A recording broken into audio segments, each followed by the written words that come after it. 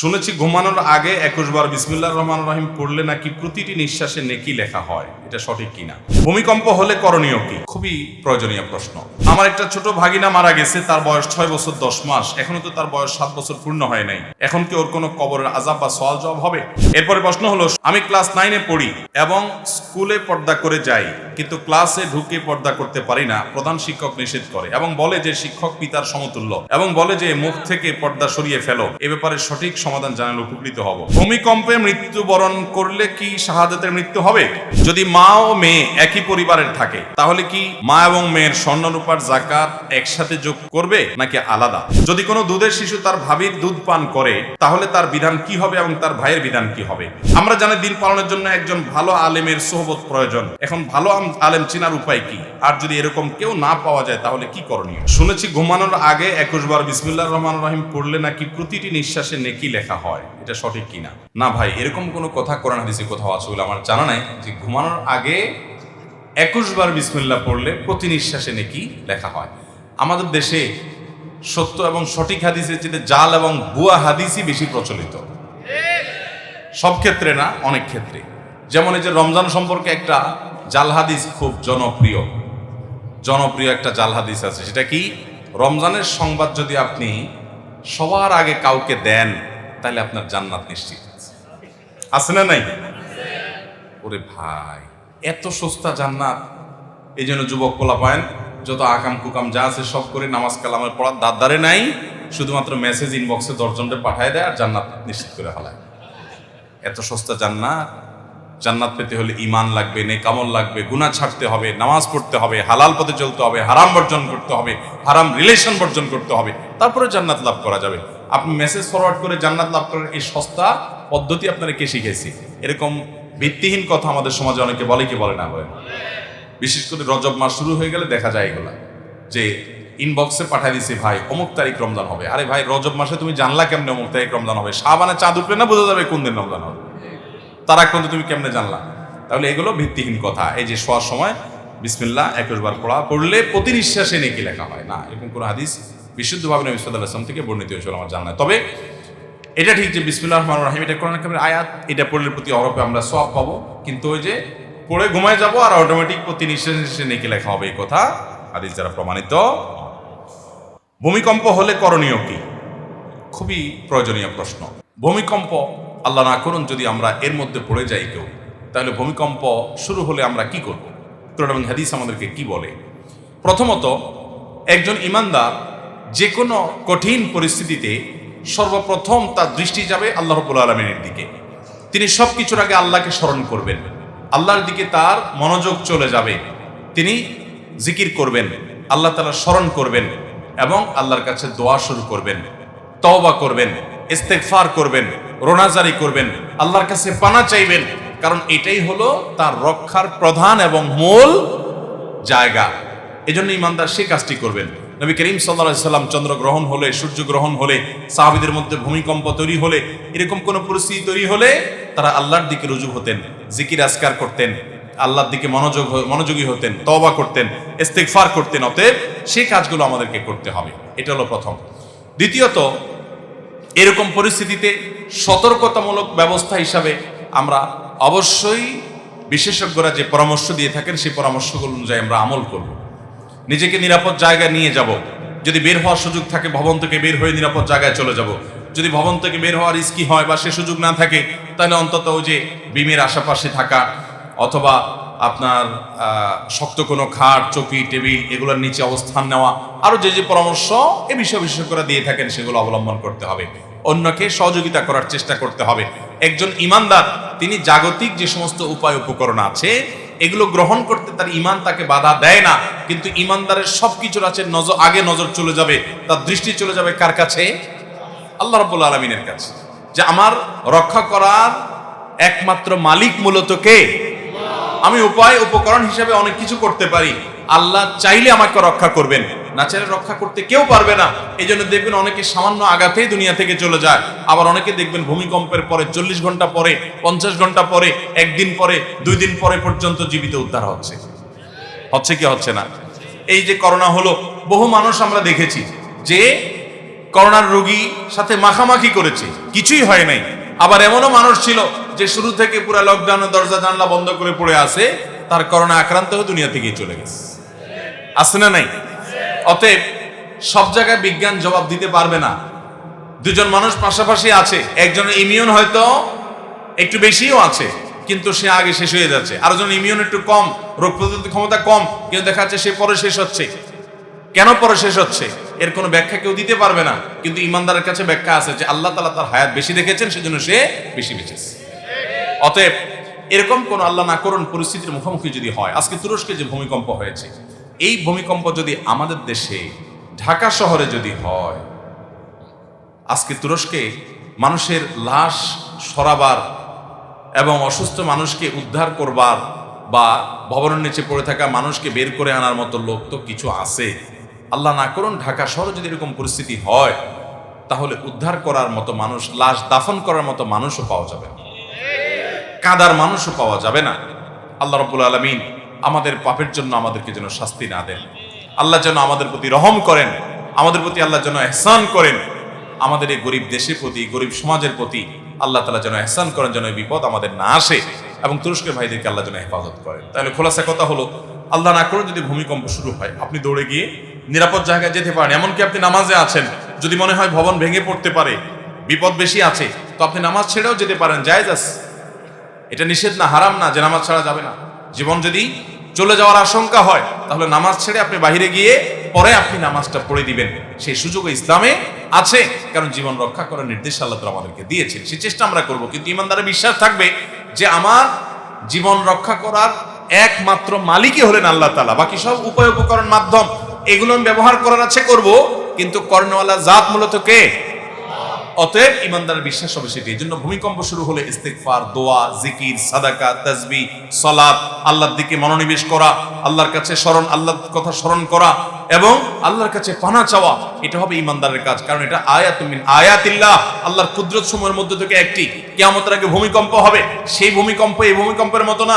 আজকে এই ভূমিকম্প গোটা পৃথিবীর মানুষকে স্তব্ধ করে দিয়েছে, কিন্তু কিয়ামতের আগে যে ভূমিকম্প হবে, আল্লাহ তাআলা বলেছেন যে ইন্না যালজালাতাস সাআতি শাইউন আযীম, কিয়ামতের আগের যে ভূমিকম্প হবে সেটা হবে বিশাল ব্যাপার। তার বিশালত্ব এবং তার ভয়াবহতা কোন পর্যায়ে থাকবে, তার জটিলতা কোন পরিস্থিতি মানুষকে নিয়ে যাবে, এবং সে সম্পর্কে আল্লাহ রাব্বুল আলামিন কোরআনে কারীমে বলেছেন ইয়াউমা তারাউনাহা তাযহালু কুল্লু মুরজিআতিন আম্মা আরদাআত, সেদিন মা তার দুগ্ধপোষ্য শিশুকে, দুধদানকারিণী মা ভুলে যাবেন, দুধ পান করছে, সন্তানের কথা ভুলে যাবেন পরিস্থিতি দেখে, ভয়াবহতা দেখে। ওয়াতাদা কুল্লু যাতি হামলিন হামলাহা, গর্ভধারণকারী মার গর্ভ খালাস হয়ে যাবে, তিনি টেরও পাবেন না ভয়াবহতা দেখে। ওয়াতারান নাসা সুকারা, এবং দেখবে পৃথিবীর মানুষ মাতালের মতো, পাগলের মতো ছটফট করে ছুটে বেড়াচ্ছে এদিক সেদিক, দিক বিদিক। ওমা হুম বিসুকারা, কিন্তু তারা প্রকৃত অর্থে কেউ মাতাল নয়। ওয়ালাকিন্না আযাবাল্লাহি শাদীদ, কিন্তু আল্লাহর পাকড়াও বড় কঠোর এবং বড় কঠিন। আজকে পৃথিবীর সামান্য একটা জায়গায় ভূমিকম্প হওয়ার পর পৃথিবীবাসী নিস্তব্ধ হয়ে গেছে, পৃথিবীবাসী অবাক হয়ে গেছে এবং বিস্মিত হয়ে গেছে যে এইভাবে একের পর এক ভবন ধ্বংস হয়ে সব শেষ হয়ে যাচ্ছে। কিয়ামতের আগে ভাইরা আমার, গোটা সৃষ্টি জগৎ ইসরাফিলের সিংহে ফুৎকার দেওয়ার পর এইভাবে সব শেষ হয়ে যাবে।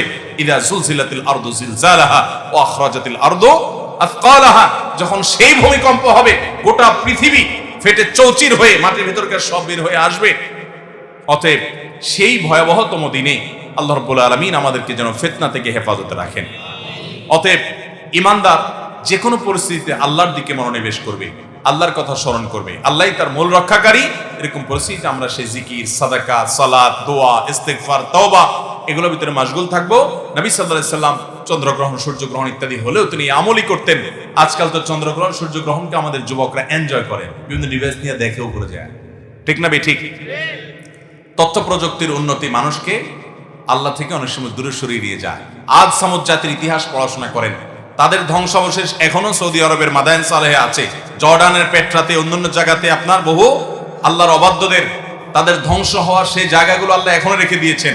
200-400 না, হাজার হাজার বছর আগে ধ্বংস হয়েছে, তাদের এখনো সে নাম নিশানা, তাদের সে আলামতগুলো আল্লাহ এখনো রেখে দিয়েছেন। কোরআনে পাতায় পাতায় তাদের বিবরণ আল্লাহ তাআলা দিয়েছেন। তাদের অনেক শক্তিমত্তা ছিল, অনেক প্রকৌশল বিদ্যা ছিল, আল্লাহর সব ধুলির সাথে মিশে দিয়েছেন। অতএব আল্লাহ চাইলে পৃথিবীতে মুহূর্তের ভিতরে সব ধুলির সাথে মিশিয়ে দিবেন, কিয়ামত আগে সেটা হবে। এগুলো আল্লাহর প্রতি আমাদের ঈমানকে আরো বাড়িয়ে দেয়, আমাদের বিশ্বাসকে আরো মজবুত করে। কোরআন বলেছে যা সেগুলোর বাস্তবায়ন আমরা দেখতে পারি। কিয়ামতের আগে নবী সাল্লাল্লাহু আলাইহি ওয়াসাল্লামের ভাষ্য অনুযায়ী ভূমিকম্পের পরিমাণ বাড়বে, গোটা পৃথিবীতে ভূমিকম্প চতুর্দিকে দেখা দিবে, এবং কিয়ামতের ঠিক নিকটবর্তী হয়ে গেলে পূর্বে, পশ্চাতে, মধ্যে 3 জায়গায় 3টা বড় বড় ভূমিধসের ঘটনা ঘটবে। অতএব এগুলো আমাদের সেই কিয়ামতের কথা স্মরণ করিয়ে দেয়। আল্লাহ রাব্বুল আলামিন আমাদেরকে ভূমিকম্প সহ এ যাবতীয় বিপদ আপদ থেকে হেফাজত করুন। আমার একটা ছোট ভাগিনা মারা গেছে, তার বয়স 6 বছর 10 মাস, এখনো তো তার বয়স 7 বছর পূর্ণ হয় নাই। এখন কি ওর কোনো কবরের আযাব বা সওয়াল জবাব হবে?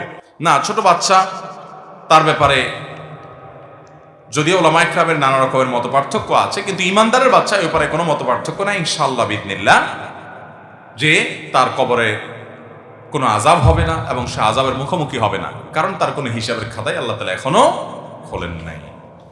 এরপরে প্রশ্ন হলো, আমি ক্লাস 9-এ পড়ি এবং স্কুলে পর্দা করে যাই, কিন্তু ক্লাসে ঢুকে পর্দা করতে পারি না, প্রধান শিক্ষক নিষেধ করে এবং বলে যে শিক্ষক পিতার সমতুল্য, এবং বলে যে মুখ থেকে পর্দা সরিয়ে ফেলো। এ ব্যাপারে সঠিক সমাধান জানালে উপকৃত হব। ছাত্রীর নামও লিখছে, আমি আর না বললাম নাম, কোন বোন বোধহয় প্রশ্নটা পাঠিয়েছেন। যাই হোক, আমাদের দেশে কিছু এরকম মুখরোচক কথা আছে, যেমন ভাবি মায়ের মতন, শুনছেন নি? শিক্ষক বাবার মতন, এগুলো শুনতে খুব সুন্দর শোনা যায় কিন্তু, তাই না?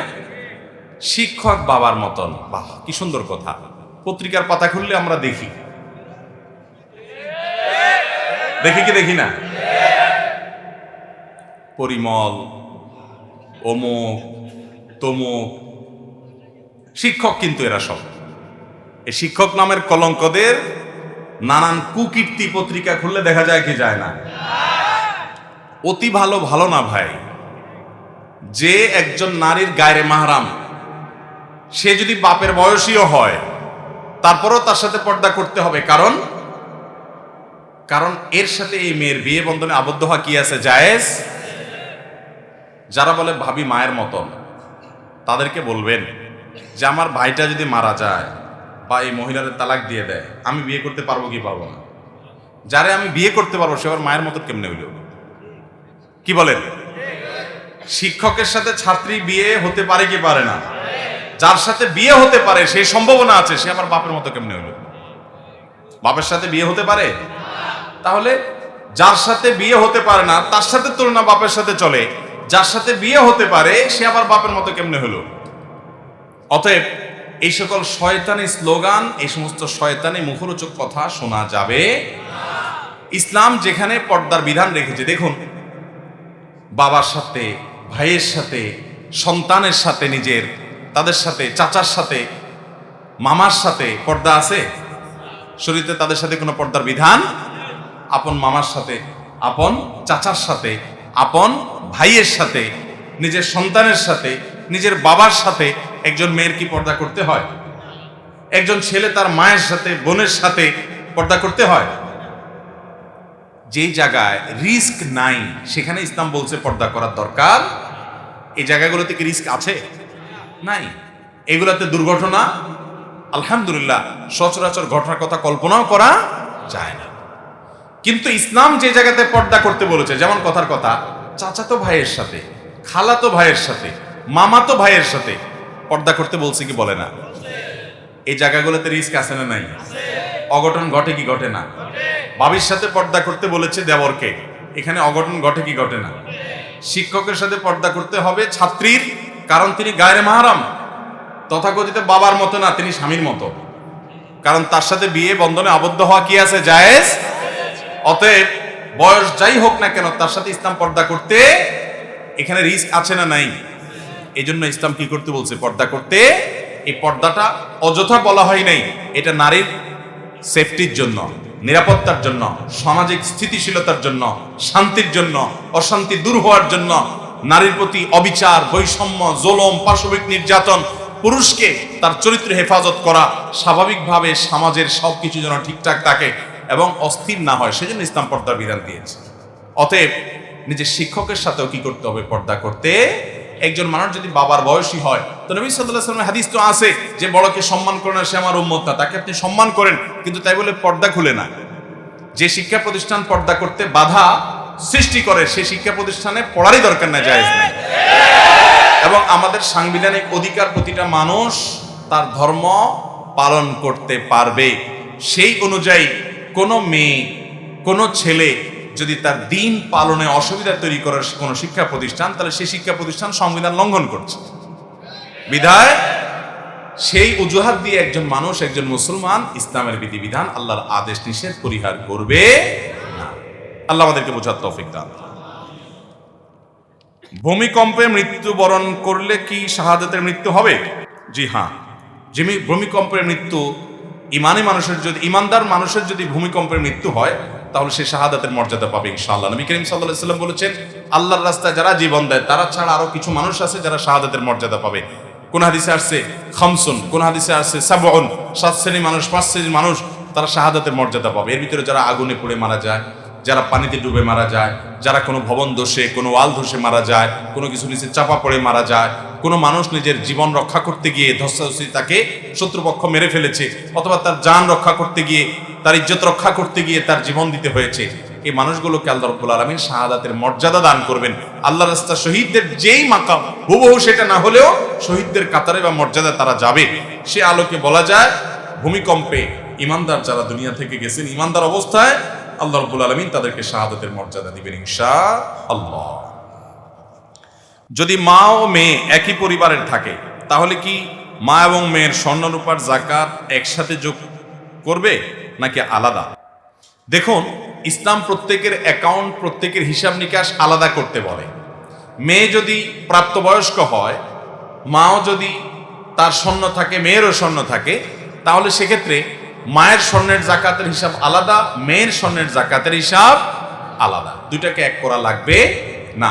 যদি কারোরটাই নেশাব পূর্ণ না হয় তাহলে কারোর যাকাত দিতে হবে না, কিন্তু দুইটা একসাথে করলে যদি নেশাব পূরণ করতে হয় তাহলে যাকাত দিতে হবে না, যেহেতু দুজনের মালিক আলাদা।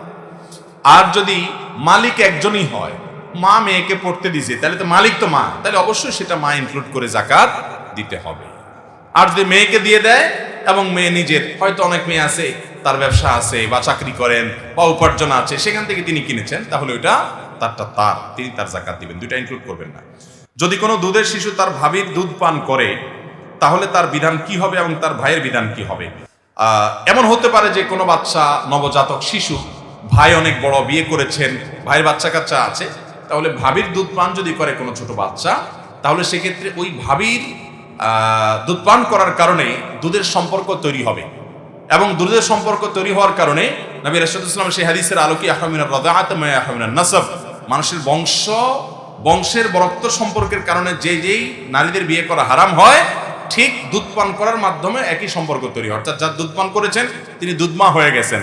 এখন নিজের বড় ভাই যিনি, তিনি একই সঙ্গে বড় ভাই, আবার একই সঙ্গে দুধ ভাইও। আপন ভাই তো আসেনি, আবার পাশাপাশি না, আশাপাশি দুধ মাতার স্বামী হওয়ার কারণে দুধ বাবার মর্যাদা, যার কারণে এই ভদ্র মহিলার যদি দুধ পান করে থাকে অন্য মেয়ে, সে অন্য ঘরেরও হয়, তাহলেও এই ছেলের সাথে আর তার বিয়ে জায়েজ হবে। তাহলে এই ভাই তার আপন ভাই, কিন্তু এই ভদ্রলোকের স্ত্রীর দুধ পান করার কারণে তার দুধ বাবার মতো সম্পর্ক তার মধ্যে তৈরি হবে। এতে কোনো অসুবিধা নেই, কারণ ভাই তো এমনিই ভাই, ওই বাবার সম্পর্ক হলে যা হবে ভাই সম্পর্ক হলেও তাই হবে। যদি সে মেয়ে হয় তাহলে ভাই হিসাবেও দেখা দিতে পারতো, এখন দুধের সম্পর্ক হয়েছে সে কারণে তো দেখা দিতে আরো পারবে। অতএব এটাতে কোনো হেরফের হবে না, কিন্তু দুধের সম্পর্ক ঠিকই সাব্যস্ত হয়ে যাবে। এমনকি ভুলেও যদি দুধ পান করা ফেলা, তবুও কি হবে, দুধের সম্পর্ক সাব্যস্ত হয়ে যাবে। আমরা জানি দিন পালনের জন্য একজন ভালো আলেমের সোহবত প্রয়োজন। এখন ভালো আলেম চেনার উপায় কি? আর যদি এরকম কেউ না পাওয়া যায় তাহলে কি করণীয়? দেখুন, ভালো আলেম চিনবেন কিভাবে? ভালো আলেম চেনা আমাদের দরকার আছে। ওলামা একরামের সান্নিধ্য, তাদের সোহবত দিনের উপরে টিকে থাকার জন্য, দিন শেখার জন্য, বোঝার জন্য খুবই দরকারি একটা কাজ। সোহবত ছাড়া দিন আসবে না। দিনের পরিপূর্ণ ফ্লেভার আসতে হলে আপনার সান্নিধ্য লাগবেই। এখন ভালো আলেম চিনবেন কিভাবে? নাম্বার 1, যে আলেম কোরআন এবং হাদিসের আলোকে কথা বলে, শুধুমাত্র আষাঢ়ে গল্প শোনায় না। কোরআন হাদিসের সাথে সামঞ্জস্যপূর্ণ গল্প, ঘটনা, শিক্ষা থেকে অবশ্যই আমাদের ঘটনা, শিক্ষণীয় বিষয়গুলো গ্রহণ করতে হবে। কোরআনে একটা বড় অংশ জুড়ে কিন্তু ঘটনা বলি আছে, অতএব সেগুলোর কোনো দোষ নাই। আবার ওইগুলাকে নিয়ে ট্রল করবেন না, কারণ কোরআনে কারিমের একটা বড় অংশ জুড়ে ঘটনা আছে না নাই? বিভিন্ন ইতিহাস, বিভিন্ন ঘটনা আল্লাহ তাআলা উল্লেখ করেছেন। অতএব সেগুলো থাকতে হবে, কিন্তু তার পাশাপাশি একজন আলেম তিনি কোরআন এবং হাদিসের আলোকে মানুষকে পথ নির্দেশ করবেন। এটা হবে তার ভালো আলেম হওয়ার প্রথম মার্কা। মার্কা নম্বর 2, তিনি ভালো আলেম হওয়ার মার্কা হলো তিনি নিজে যা বলেন সেটার আমল তিনি করেন। তিনি শুধু মানুষকে ওয়াজ করেন না, যেটা ওয়াজ করেন সেটা অনুযায়ী কি করেন? আমল করেন। এটা দেখলে বোঝা যাবে এই লোকটা কি ভালো আলেম। মার্কা নাম্বার 3, একজন ভালো আলেম, নেককার মুত্তাকি আলেমের মার্কা হবে যে তিনি ফরজ আমলের পাশাপাশি নফল আমলের পাবন্দি করবেন। তিনি রমজানের রোজা তো রাখবেনই আলেম মানুষ, পাশাপাশি আইয়াম বীজ, সোমবার বৃহস্পতিবার রোজাগুলো রাখার চেষ্টা করবেন। এগুলো না থাকলে আবার নফল আমল না থাকলে আবার কাউকে বাতিলের খাতা ফেলে দিয়েন না, খবরদার। এটা হলো অত্যধিক ভালো হবে যদি ফরজের পাশাপাশি তার ভিতরে নফলের পাবন্দি থাকে, তাহাজ্জুদ, ইশরাক, চাষ, ব্যক্তিগত আমল, নামাজের সৌন্দর্য। এটা একটা বড় বিষয় যে কত ধীরস্থিরতার সাথে কত সুন্দরভাবে কে কত নামাজ পড়ে, তিনি আল্লাহর কাছে তত প্রিয় বান্দা। আর ভালো আলেম এর আরেকটা বড় মার্কা হলো যে দুনিয়ার মোহ নাই, দুনিয়ার মোহ নাই, দুনিয়ার প্রতি আসক্তি নেই। দুনিয়া বাঁচার দরকার আছে দুনিয়াতে টিকে থাকতে হলে, কিন্তু দুনিয়ার প্রতি পাগলামি, মাতলামো বা নেশা নাই। এগুলো সবগুলো হলো একজন ভালো আলেমের মার্কা। তাহলে আবারও বলছি, কোরআন হাদিসের আলোকে তিনি আপনাকে গাইড করবেন, পথ দেখাবেন। কোরআন হাদিসের রেফারেন্স দিয়ে কথা বলেন, কোরআন হাদিস অনুযায়ী আমল করেন, এটাকে মূল রাখেন। এর বাইরে বিভিন্ন ভালো ঘটনা, ভালো শিক্ষণীয় বিষয়, উপমা, এগুলো তো দিবেনই। দ্বিতীয়ত, তিনি নিজে যা বলেন সেটা অনুযায়ী তিনি আমল করেন। তৃতীয়ত, তিনি ফরজ আমলের পাশাপাশি নফল আমলেরও পাবন্দি যতটুকু হোক করেন, এবং সেই সাথে তার নামাজের সৌন্দর্য বিশেষভাবে অনেক সময় নিয়ে সুন্দর করে নামাজ পড়ে। আর চতুর্থত হলো দুনিয়ার মোহ, দুনিয়ার প্রতি টান, নেশাটা নাই। দুনিয়া প্রয়োজন আছে, দুনিয়া উপার্জন করা খারাপ না। আমার দেশে আবার মুশকিল হলো ইমাম মুয়াজ্জিন বা আলেম ওলামারা ব্যবসা বাণিজ্য করলে আমরা মনে করি লোকটা হালাক হয়ে গেছে, ধ্বংস হয়ে গেছে। অথচ সাহাবীরা বেশিরভাগই প্রায় সবাই কি করতেন? ব্যবসা বাণিজ্য টুকটাক করতেন। আপনি ভারতে যান, দারুল দেওবন্দের ওস্তাদদেরকে দেখেন, বেশিরভাগই দেখবেন কোনো না কোনো ব্যবসা বাণিজ্যের সাথে জড়িত আছেন। আপনি মক্কা মদিনা যান, হারামাইনের ইমামরা, এমন ইমাম মুয়াজ্জিন একজনও পাবেন কিনা আমার সন্দেহ, যার কোনো না কোনো চাকুরি বা ব্যবসা বাণিজ্য কিছু একটা নাই। গোটা সৌদি আরবে একই দশা। শুধু আমাদের দেশে হুজুররা কিছু করলেই তাদের অবস্থা খারাপ। হুজুররা করলেও দোষ, না করলেও দোষ। কিছু না করলে দোষ হলো যে হুজুররা শুধু পরেরটা খায়, কিছু করে খায় না। আর করতে গেলে বলে হুজুর মানুষ, শুধু টাকার পিছনে ঘুরে। বেচারা হুজুররা দাওয়াতে যদি টাইম মতো চলে আসে, বলে যে দেখছো খানা হইলে হুজুররা আর দেরি করে না, একবারে টাইম মতো হাজির। আজ যেটা দেরি করে যায় তো বলে হুজুরের কোনো টাইম জ্ঞান নাই। তো হুজুরদের প্রতিটা কথা দোষ ধরার মতো লোক এদেশে প্রচুর আছে। এদেশে দুই শ্রেণী মানুষের উপরে সবচেয়ে বেশি ফতোয়াবাজি চলে, অর্থাৎ ফতোয়ার নামে ভুলভাল ফতোয়া দেওয়া চলে। তার একটা হলো মহিলারা, তাদের উপরে ফতোয়াবাজি খুব বেশি চলে।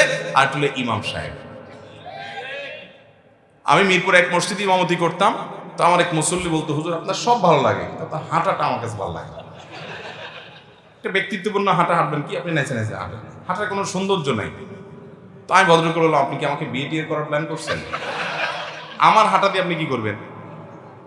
আপনি যারা বিয়ে করবেন সে মেয়ের হাঁটা পছন্দ হয় না, ঠিক আছে, এটা আপনি বললে এটা খাটে। আমার হাঁটা দিয়ে আপনি কি করবেন? আপনি আমার কথায় না শুনবেন।